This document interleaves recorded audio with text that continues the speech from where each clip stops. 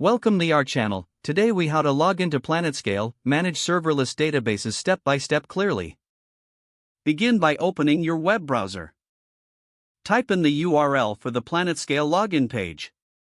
Press the Enter key to navigate to the site. Once the page loads, locate the Sign In button, usually found in the upper right corner. Click on the Sign In button to proceed. You will be directed to a login form. Here, input your registered email address in the designated field. Next, enter your password in the password field. Double-check both entries for accuracy. Once confirmed, click on the Login button to access your account. If you have enabled two-factor authentication, check your authentication method.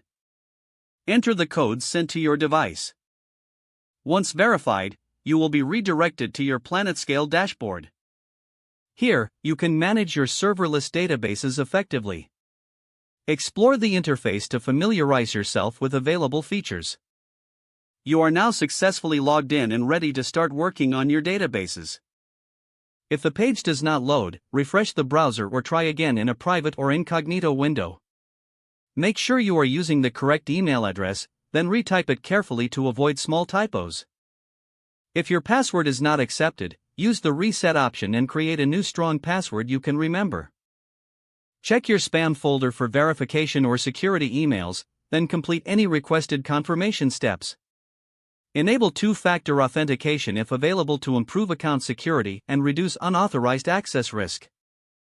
After signing in, review your profile details so your contact information and settings are accurate and current. If you see an error message, note it down and try again after restarting your device and internet connection.